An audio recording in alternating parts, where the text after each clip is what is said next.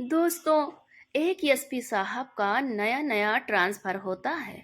उसके बाद उनको एक जिले में ज्वाइनिंग मिल जाती है। ज्वाइनिंग लेने के बाद वो सोचते हैं कि क्यों ना अपने रिश्तेदारों से मिल लिया जाए, क्योंकि दोस्तों इसी जिले में उनके रिश्तेदार रहा करते थे, जो कि उनकी पोस्टिंग शहर से 70 किलोमीटर दूर थी। दोस्तों शाम का समय हो रहा था, तो एसपी साहब जल्दी जल्दी में कार से अपने रिश्तेदारों से मिलने के लिए निकल जाते हैं। धीरे धीरे ऐसे ही सफर करते करते उन्हें रात के 10 बज जाते हैं। जब वो रोड पर कार चला रहे होते हैं तो एक सुनसान से इलाके में उनकी गाड़ी खराब हो जाती है। तो वो बहुत कोशिश करते हैं उसको फिर से स्टार्ट करने की, लेकिन गाड़ी स्टार्ट नहीं होती है। फिर वो इधर उधर देखते हैं कि शायद कोई आदमी मुझे मिल जाए जिससे वह मदद मांग सके। तभी उन्हें एक आदमी दिखाई देता है। वो उसे बुलाते हैं और उससे पूछते हैं कि क्या यहाँ आसपास कोई कार मैकेनिक मिल सकता है। तब वो आदमी उन्हें एक मैकेनिक के पास ले जाता है और अब वो मैकेनिक साहब के पास साथ आकर गाड़ी को चेक करता है और गाड़ी को चेक करने के बाद एसपी साहब को बताता है कि कार का एक इलेक्ट्रॉनिक पार्ट खराब हो गया है, जो कि मार्केट में ही मिलेगा, जो अब सुबह ही मिलना मुमकिन है। तभी एसपी साहब कार मैकेनिक को अपनी पहचान बताते हैं, क्योंकि उस समय एसपी साहब ने सादी वर्दी पहन रखी थी। इसके बाद वो कार मैकेनिक का एड्रेस और उनका फ़ोन नंबर ले लेते हैं और अपनी कार को उनके पास छोड़ देते हैं और कहते हैं कि कार को सुबह मेरा ड्राइवर आकर ले जाएगा।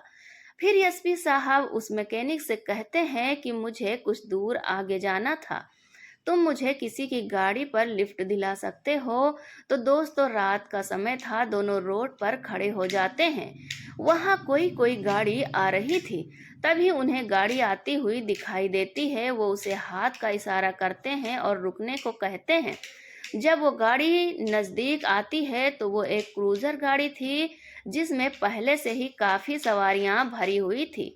तब एसपी साहब ड्राइवर को बोलते हैं कि मैं इस जिले का नया एसपी हूँ, मेरी कार खराब हो गई है, अगर तुम मुझे लिफ्ट दे दो तो तुम्हारी बहुत मेहरबानी होगी। जब एसपी साहब बताते हैं कि मुझे थोड़े आगे ही शहर तक जाना है, तो गाड़ी का ड्राइवर भी एसपी साहब से बोलता है कि साहब मुझे भी इस शहर से निकलते हुए जाना है, इसलिए आप गाड़ी के अंदर बैठ जाइए। तो अब एसपी साहब को लिफ्ट मिल जाती है। दोस्तों गाड़ी में कुल मिलाकर 10 सवारियां थी और अब साहब को मिलाकर टोटल 11 सवारी हो जाती हैं। ड्राइवर गाड़ी चलाने लगता है और थोड़ी दूर चलने के बाद आगे रास्ते में एक पुलिस नाका पड़ता है। उस पुलिस नाके पर वाहनों की चेकिंग चल रही थी। अब वहां एक हवलदार उनकी सवारी से भरी गाड़ी को हाथ देता है और रुकने का इशारा करता है। तो ड्राइवर गाड़ी को साइड में लगा देता है। इसके बाद हवलदार ड्राइवर की खिड़की के पास आता है और ड्राइवर से कहता है कि कहाँ जा रहे हो।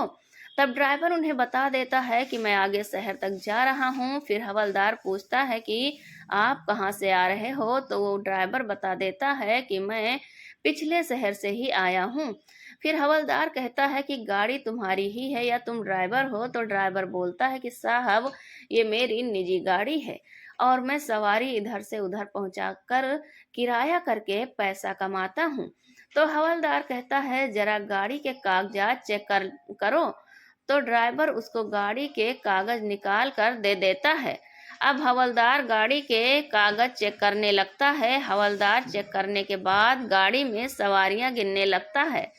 तो टोटल 11 सवारियां थी। तो फिर हवलदार ड्राइवर से कहता है कि तुमने गाड़ी में 11 सवारियां बैठा रखी है, जबकि इसमें तो सिर्फ 10 सवारियां ही बैठाना अलाउ है। अब दोस्तों 11वीं सवारी तो खुद एसपी साहब हैं, तो इसमें ड्राइवर का कोई कसूर नहीं था।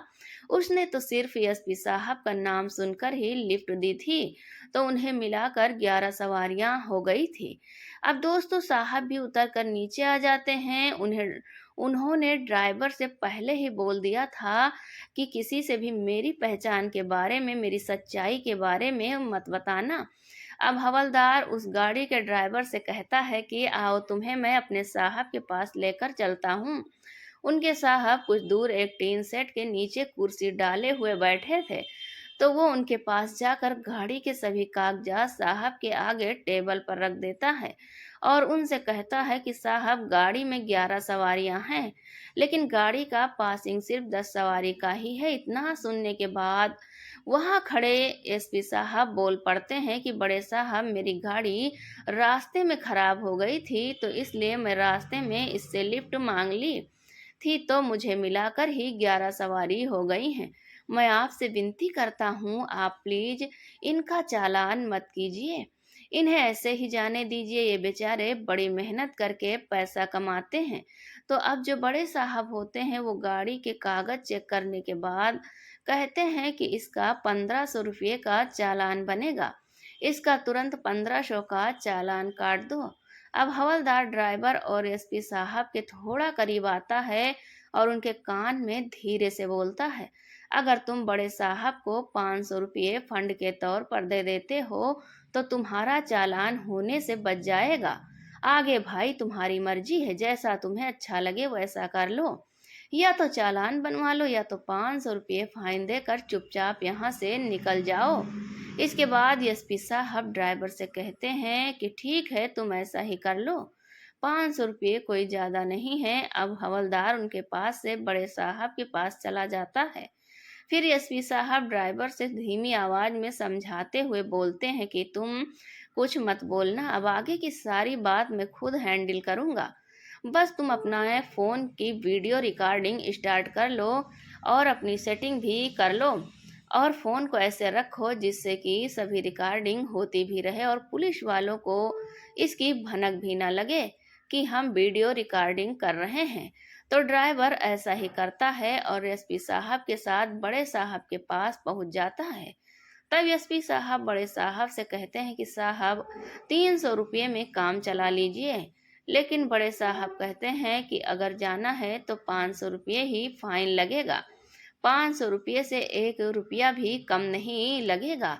अगर तुम्हारे पास इतने पैसे नहीं हैं तो कोई बात नहीं, हम 1500 रुपये का चालान काट देते हैं, तुम बाद में जमा करा देना। इतना सुनते ही अब हवलदार भी चालान काटने लगता है, तो एसपी साहब 500 रुपये का नोट निकाल कर बड़े साहब को दे देते हैं। बड़े साहब 500 रुपये का नोट लेकर बड़ी ही सफाई से चुपचाप अपनी जेब में डाल लेते हैं और कह देते हैं कि उनकी गाड़ी आगे जाने दो।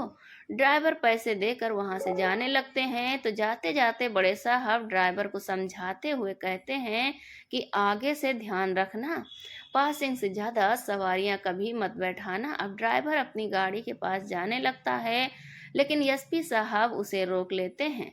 फिर वो बड़े साहब से कहते हैं कि सरकार ने तुम्हें यहाँ जनता की सेवा करने के लिए रखा है, लोगों को परेशान करने के लिए नहीं। तुम ये फाइन नहीं बल्कि रिश्वत ले रहे हो, पता नहीं आज तक तुमने कितनी रिश्वत ली होगी, तुम लोगों को बेवजह परेशान करते हो। जब ये बात बड़े साहब सुनते हैं तो उन्हें गुस्सा आ जाता है। वो हवलदार से कहते हैं कि ये लोग ऐसे नहीं मानने वाले, इनका इलाज करना ही पड़ेगा, चलो अब इनका चालान काट दो। और ड्राइवर कहता है कि बड़े साहब हमने तो 500 रुपये आपको पहले ही दे दिए हैं, तो कहते हैं अब 500 भी जाएंगे और तुम्हारा चालान भी बनेगा। तो इस पर एसपी साहब कहते हैं तुम्हारे जैसे पुलिस वालों को सस्पेंड कर देना चाहिए, जो इतनी रिश्वत लेते हैं और जनता को बेवजह परेशान करते हैं। अब ये बात सुनकर बड़े साहब का गुस्सा सातों आसमान पर पहुंच जाता है। वो खड़े हो जाते हैं और एसपी साहब का कॉलर पकड़ने लगते हैं, तो तभी एसपी साहब अपना आईडी कार्ड निकाल कर उसकी आंखों के सामने लहराने लगते हैं, जिस कार्ड के ऊपर लिखा हुआ था सुपरडेंट ऑफ पुलिस और उनकी फोटो भी लगी हुई थी। जैसे ही बड़े साहब ये आईडी कार्ड देखते हैं तो एकदम से उनके चेहरे का रंग उड़ जाता है और उनके पैरों तले मानो जमीन ही खिसक गई हो। अब डरते डरते हुए एसपी साहब को सैल्यूट मारते हैं। जब बड़े साहब सैल्यूट मार रहे थे तो सभी पुलिस वाले एसपी साहब को सैल्यूट करने लगते हैं। अब बड़े साहब और सभी पुलिस वालों को पता चल गया था कि ये जिले के नए एसपी साहब आए हैं, इसलिए वो बहुत ज़्यादा डर गए थे कि अब हमारा क्या होगा। अब वो सभी हाथ जोड़कर खड़े हो जाते हैं और रोने लगते हैं। एसपी साहब कहते हैं कि सर, हमें माफ़ कर दीजिए, आगे से हम ऐसी कोई गलती नहीं करेंगे। हम अपने बच्चों की कसम खाकर कहते हैं, अगर आगे से हम रिश्वत ले तो। दोस्तों, टाइम काफ़ी हो चुका था, क्रूजर की सभी सवारियां भी वहां आ गए थे और सभी लोग ये तमाशा देख रहे थे। तभी उन सवारी में से एक सवारी बोलती है कि साहब, उन्होंने बहुत लूट मचा रखी है।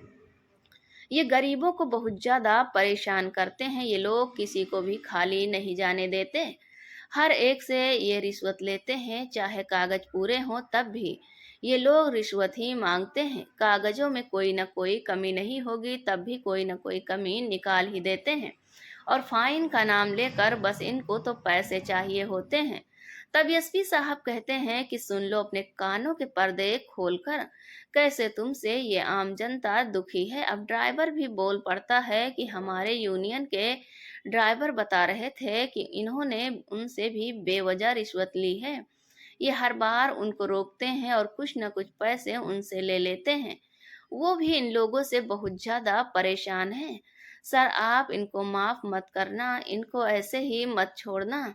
इन्होंने तो लोगों को बहुत ज़्यादा परेशान किया है। जब लोग इतना बोलने लगते हैं तो एसपी साहब कहते हैं कि अब बताओ मैं तुम्हें कैसे छोड़ दूं। तुमसे लोग बहुत ज़्यादा परेशान हैं। तुम्हें लोगों की सेवा करने के लिए रखा गया है और तुम लोगों को लूट रहे हो। तब एसपी साहब उन पर एक्शन लेते हुए उन सभी को सस्पेंड कर देते हैं और अपने बड़े अधिकारियों को सूचित कर देते हैं और वहां पर नया स्टाफ तैनात करने के लिए बोलते हैं। इसके बाद वो क्रूजर वाले के साथ अपने रिश्तेदारी में चले जाते हैं और सुबह अपने ड्राइवर को अपनी गाड़ी लाने के लिए भेज देते हैं। उसको जिला मुख्यालय में आ जाते हैं। अब वहां से अपनी सरकारी लाल बत्ती वाली गाड़ी में बैठकर इस क्रूजर ड्राइवर के पास जाते हैं, उनके यूनियन से मिलते हैं और वहां ड्राइवर का बहुत धन्यवाद करते हैं कि तुमने रिश्वतखोर पुलिस वालों को पकड़वाने में मेरी बहुत सहायता की है। और साथ ही में धन्यवाद करते हैं कि तुमने मुझे ज़रूरत के समय लिफ्ट दी। अब वो सभी ड्राइवर से कहते हैं कि अगर तुम्हें कभी भी मेरी ज़रूरत पड़े तो मुझे बताना। कोई भी पुलिस वाला तुमसे रिश्वत मांगे तो मुझे कॉल ज़रूर करना। और इसके बाद वो उनको अपना नंबर देते हुए नसीहत भी करते हैं कि आप लोग भी पूरी गाड़ी का परमिट करा कर ही गाड़ी को रोड पर चलाया करो। अब इसके बाद उन ड्राइवर को जब भी ज़रूरत पड़ती थी तो वो एसपी साहब को फ़ोन कर देते थे। एसपी साहब तुरंत कार्रवाई करते थे। अगर वो खुद नहीं जा पाए तो वो अपने स्टाफ में से किसी को भेज देते थे। एसपी साहब ने वीडियो रिकॉर्डिंग ड्राइवर से ले ली थी। अब उन पुलिस वालों पर केस चलता है। इसके बाद उनका कोर्ट में पेश किया जाता है और सबूत के तौर पर वो वीडियो दिखाई जाती है। तब जब उन्हें वहां से सजा सुनाते हैं और उन्हें जेल भेज दिया जाता है और इसी के साथ उनकी प्रॉपर्टी की भी जांच की जाती है कि इन्होंने रिश्वत के पैसों से कितनी प्रॉपर्टी बनाई है। तो दोस्तों, एक ईमानदार एसपी साहब ने ईमानदारी से अपनी ड्यूटी निभाई और पुलिस वालों को सस्पेंड कर दिया। दोस्तों, सभी पुलिस वाले रिश्वत नहीं लेते। कुछ ही पुलिस वाले रिश्वत लेते हैं जिन्होंने पूरे महकमे को बदनाम करके रखा है, पूरे डिपार्टमेंट को बदनाम करके रखा है। पुलिस वालों का नाम सुनकर ही लोगों के दिलों में रिश्वत का ख्याल पहले ही आ जाता है। अपने पैसा जाने का ख्याल उनके मन में आ जाता है।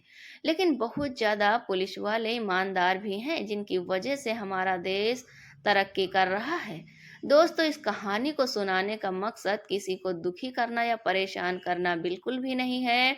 ये कहानी बताती है कि आपको रिश्वत से परहेज करना चाहिए, क्योंकि अगर आप कानून की नज़र में नहीं आते, लोगों की नज़रों में नहीं आते, लेकिन भगवान की नज़रों में तो आते ही हैं। भगवान तो सभी को देख रहा है, इसलिए बेईमानी की कमाई से परहेज करना चाहिए। दोस्तों, आपको ये कहानी कैसी लगी, कमेंट बॉक्स में हमें ज़रूर बताएं।